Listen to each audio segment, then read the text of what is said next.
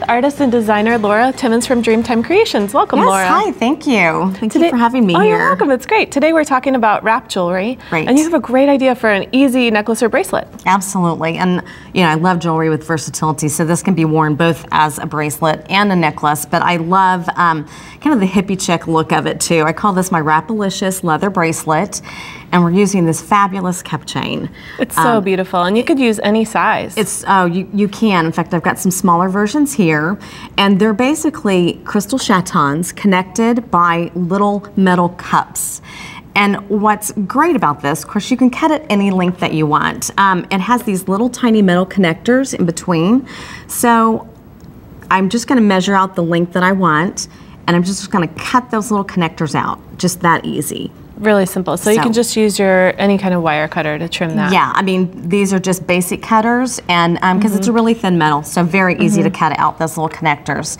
Now for the bracelet, what we're going to do is we're going to start out with somewhere around 20 to 25 inches of the cup chain. Okay. And then I always start out with about 2 strips of 1 yard each of materials. Today we're using leather, and very, very simple. In fact, I love instant gratification projects. Me too. And this definitely is. And it definitely looks more complicated. So. Well, it does. It does. I think anytime you kind of give a project a braiding effect, it looks a little more complicated than what it is.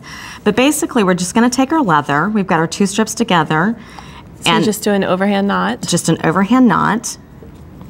And you could do this with any width of leather too. Oh yeah, you can. In fact, it looks so pretty with the flat. Well, on the piece I have on is actually a little bit thinner leather as well, so which gives it a little bit more feminine, kind of dainty look. I'm just going to slide my cup chain in my leather knot, and just going to tighten that up a little bit. Okay, so you just want to make sure that it's seated in the knot.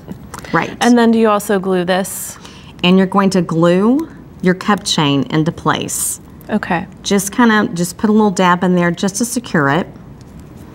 And then you just want to make sure that cup chain is in there nice and tight, because then we're going to start braiding. Okay. And if you would be my lovely assistant here, I'm going to let you hold that. Well, it doesn't matter how long the ends are. Well, you're going to attach a clasp, so this is just for effect. You are, and you can trim them shorter if you want.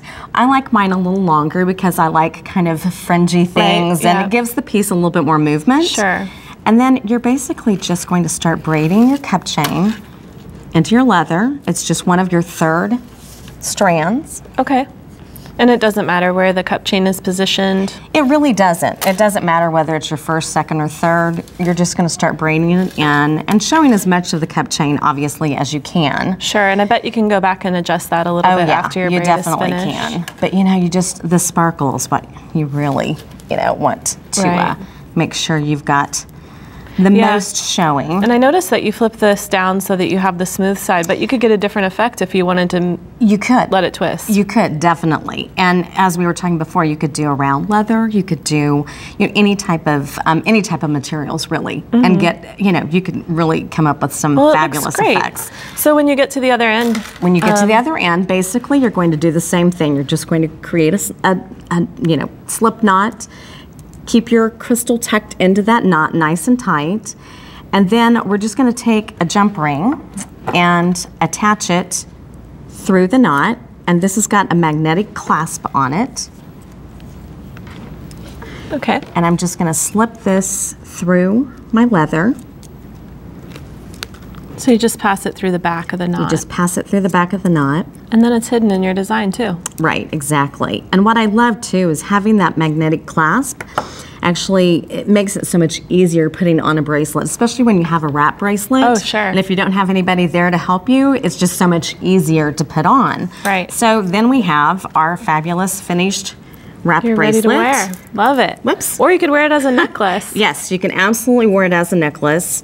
And what's fun is you can do a little bit, shorter or longer. It just depends. Like, I like my pieces to kind of fit snug around my wrist, but you can kind of play around with different sizes. And this looks so pretty with the dangles on it too. Well, and that's what's fun. So you can further embellish your piece by just wire wrapping simple crystals and just attaching them through the base of your necklace or your bracelet. Here, I'll give you this really piece both. back so you can show. So do you attach it through the cup chain then? No, actually I attach it onto the leather. Okay.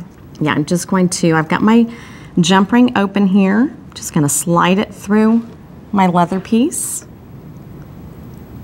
Feed that crystal on. Close that jump ring back up.